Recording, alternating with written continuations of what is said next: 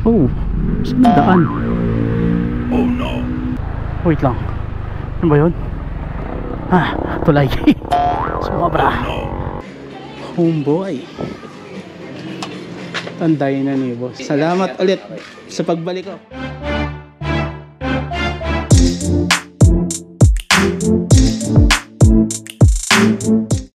Bukas na lang. Ako na. What's up? Supla dito. Saalis tayo ngayon. Kaway-kaway sa vlog. Wow, kumakaway. Alis tayo ngayon. Bibisitahin natin yung mekaniko natin kay Supla dito. Yung original na Supla dito natin. And Max yung gamitin natin. Actually, ito yung ginawa niya. Ilang years na rin ginawa niya yan. Si Supla dito yung sniper natin. Lagi nandyan lang. Si Aki, si Edge, original ko motor si Batengteng. So alis tayo ngayon. Oh, lumabas ka na naman. Pupuntahan natin sa Santa Maria, Bulacan si GSD Works. Actually hindi siya masyadong sa social media kasi wala siyang time sa pag social media. Yung mga nagpapagawa sa kanya talaga as in word of mouth at proven, tried and tested.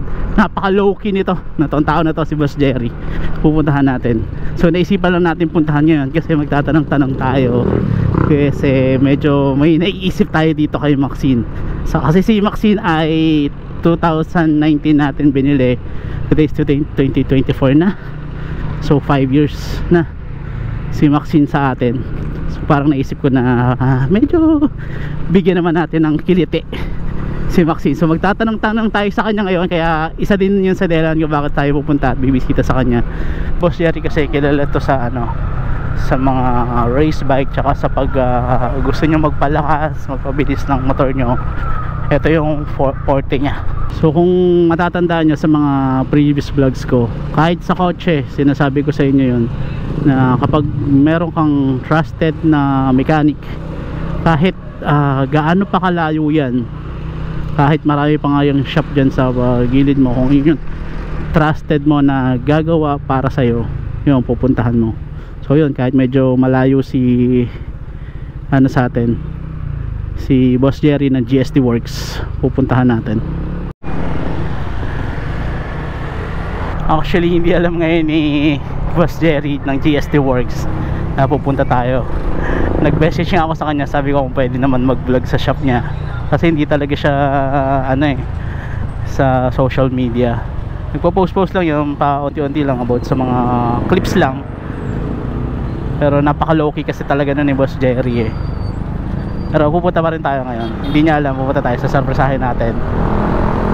Eto, nasa Caloocan pa tayo. Mayroon tayong boundary dito. Pag tawid natin ang tulay is Bulacan na. Ayan, tawid natin dito sa kabilang tulay. Ito tulayan. Tawid natin dito, nasa Bulacan na tayo. Yahoo! Ito is Harmony Subdivision, Bulacan na nakakasakop dito. Probinsya na ng Bulacan. Pupuntahan pala natin si Boss Jerry kasi ang address dati nun is kay Pombo. Ngayon lumipat na siya ng shop, although malapit lang doon din ata sa area. So hindi ko lang sure kung yun na yung exact address pa rin niya, kung yung kay Pombo pa rin. So malalaman natin, tatanungin na lang natin sa kanya. Grabe, napaka-traffic talaga dito sa Muson. Yan ang Muson Central Terminal. Ang ganda na sa to, ang ganda na to malamang sa crossing ng Muson tsaka yung papuntang Tungko. Dito tayo dadaan sa kabila. So, may Marilaw na.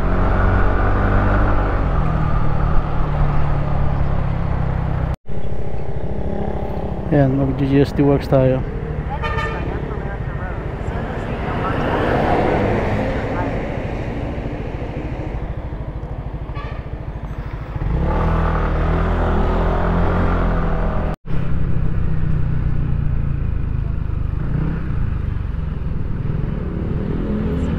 Loma de Gato pala to.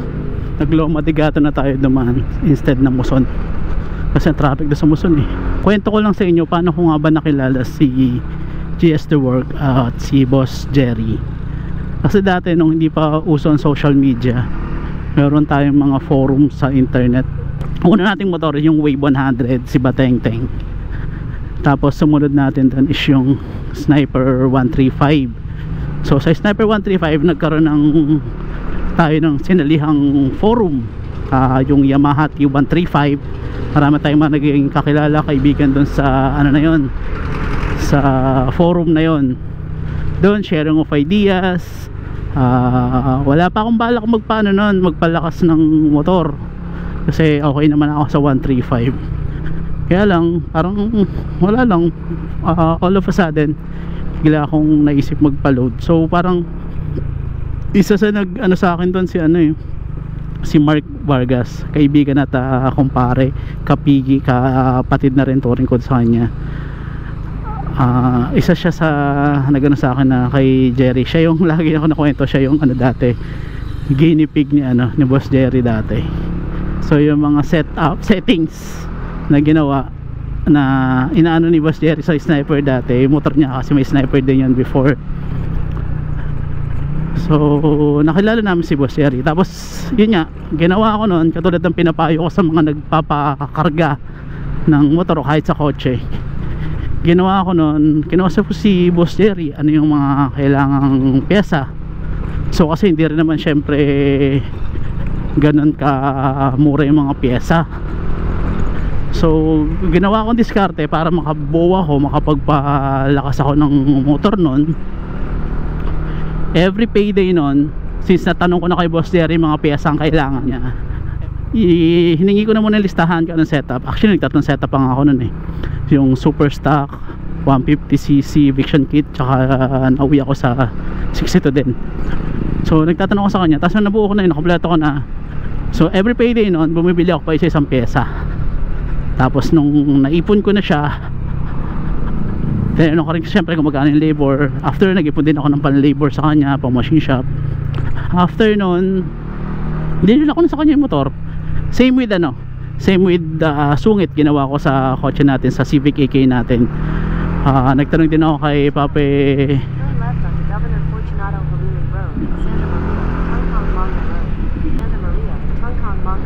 Ito na yung iniwasan natin traffic kanina doon, yung crossing ko diniretso natin kanina.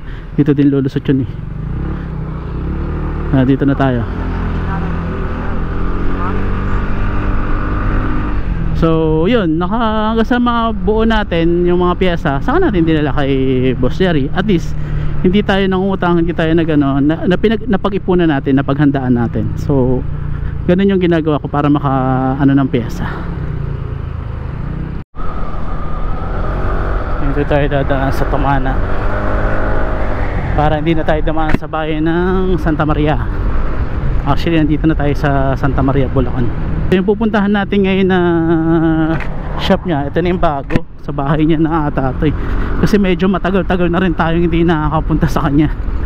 Taon na rin yung binilang kasi simula nang ginawa niya si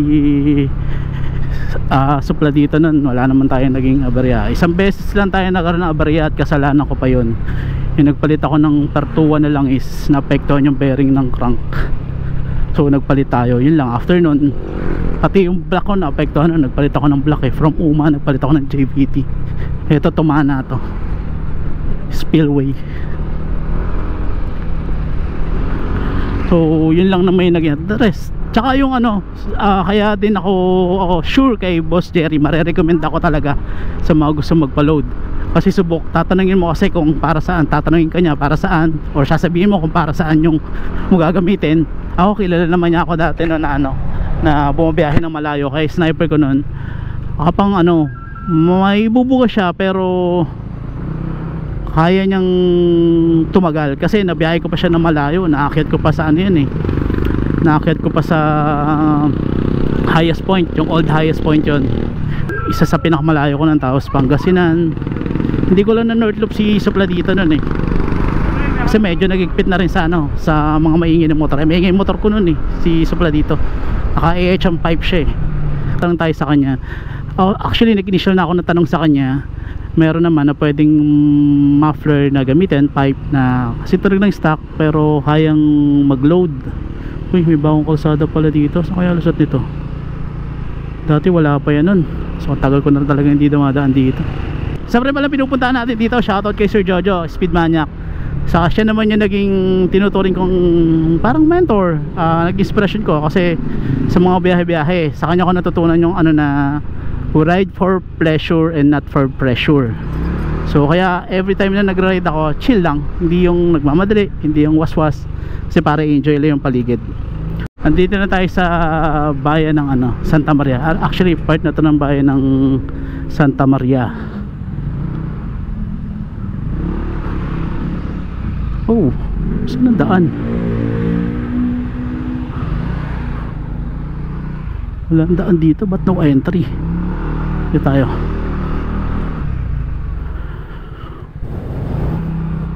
Ito kakaligaw. No entry na nakalagay dun.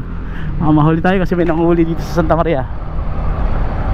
Dito taba tayo lulusot kanina, kaya lang may ayan oh, may nanghuli nga. Buti na lang. Buti na lang hindi tayo bumaba, may nanguhuli. Eto guyang. Ito yung isa sa ano, testing ano, pag tinitest na namin yung ano, karga ni Boss Jerry. Ano, ito isa sa testingan nun. Napakaganda pala ng kalsada dito.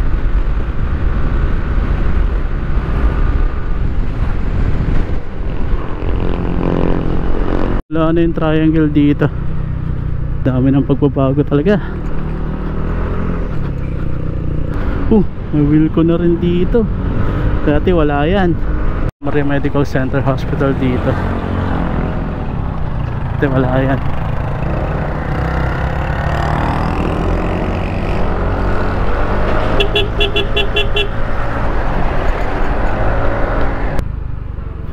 Gusto ko kasi kung sakali magpapa-upgrade ulit tayo dito kay Summit. Gusto ko sana yung ano, yung tahimik pa rin pero may lakas. Mini-stop to dati sa kanto eh. Ngayon hindi na siya mini-stop, home center na. Kasi yan, liliko tayo ng kaliwa dyan. Yan yung papunta kay Boss Jerry. But since alam ko hindi na siya dyan, kaya dito tayo sa banda rito. Alam ko bago magtulay, tingin ako na sa mapa bago tayo pumunta dito eh. Pero box, hanap na tayo ng malilim. Napasan natin yung kay Pombo Market ata yan. Yan, so may tulay dito eh. Wala lata rin sa silungan, mainit.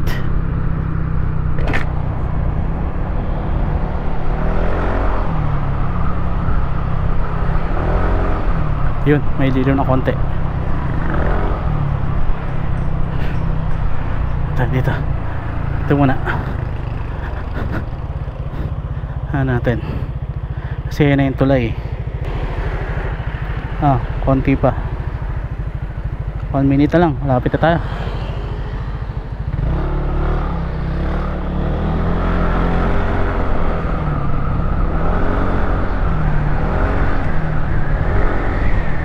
Pas pala na tulay. Ito ba?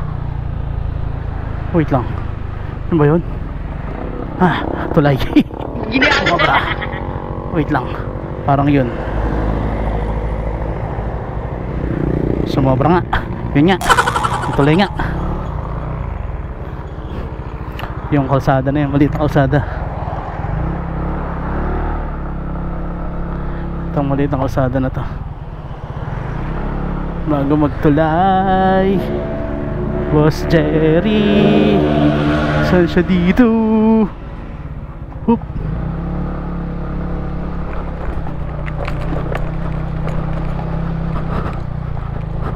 Wala ka. Wait lang.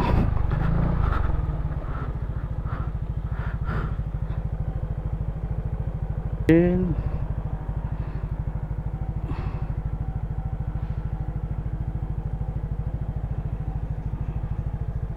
dito. Pasok dito. Arko.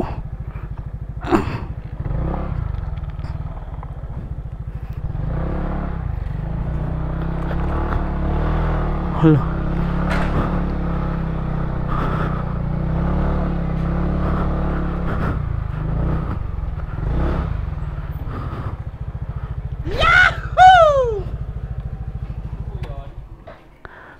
Bibisita lang po.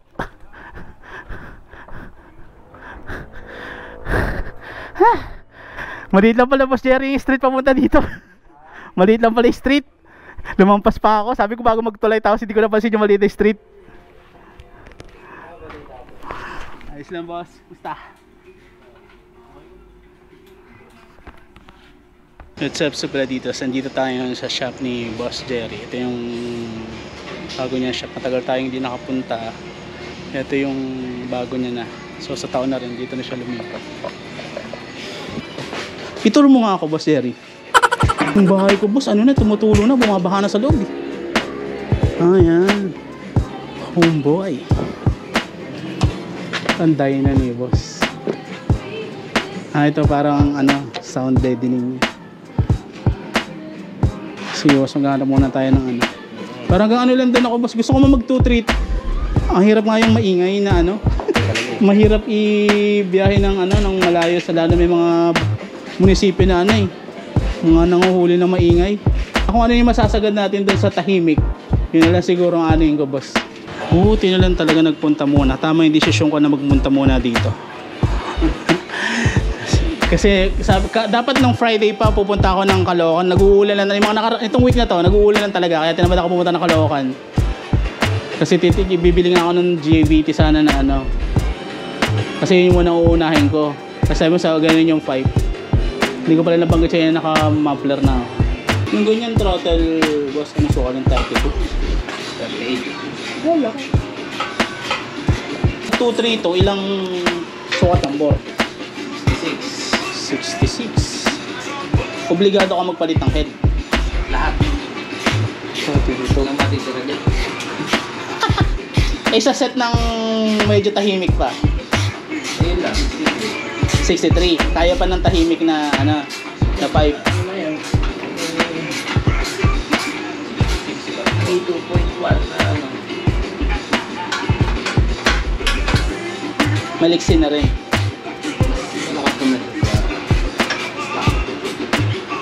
Pero sa gas consumption nun, very minimal lang din ang ano, o makukuha sa ano, kung i-ECU mo siya. Kaya kasi kailangan ng engine, tapos carburetor pa rin. Kailangan ng engine, yun yung bibigay. Naalala ko sa sniper ko dati, nag-ano ko, 3 set. Nagsimula sa Super Stock, Tabas, Big Sean, tapos 62.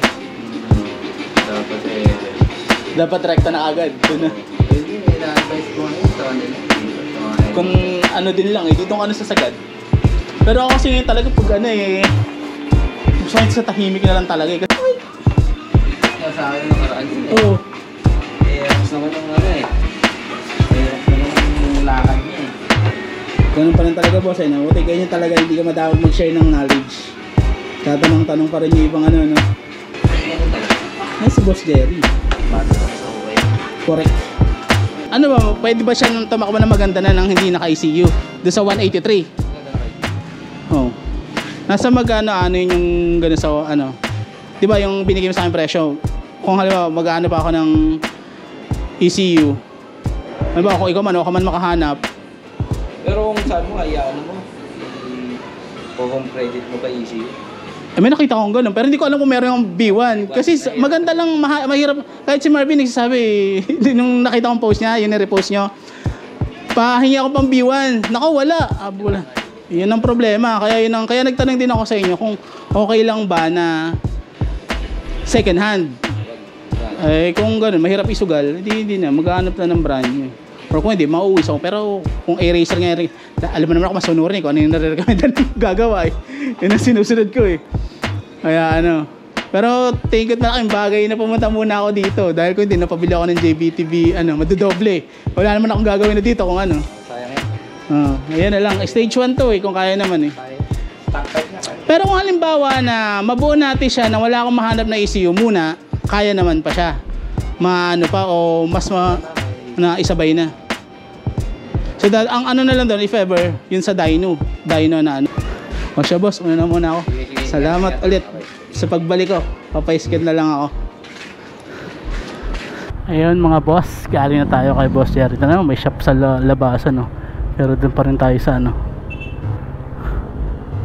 Ito, ang palatandaan nyo dito sa may kay Pombo, yung tulay na to, bago magtulay may kalsada sa kanan. Ayan, galing na tayo kay Boss Jerry. Nabisita na natin ang GSD Works. Pinakita din sa atin ni Boss Jerry yung kanyang Dynatune. Soon pabalik tayo dyan para ipagawa natin to si Maxine. Bigyan na natin konting panginditi. Pero sa ngayon, ipon-ipon muna tayo. Nice to see you again, Boss Jerry. Sabi niya nga maganda sana kung 232, kaya lang kasi ano na ayoko na maingay ng motor.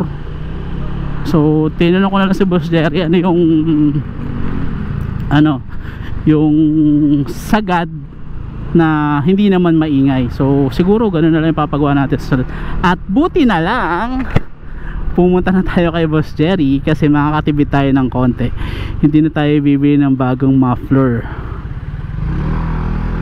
kasi sabi niya itong gamit natin na TSMP stage 1 dun sa naiisip nating set kaya pa. So makakatipid tayo ng konti sa papagawa nating set. So update ko kayo sa susunod na balik natin doon.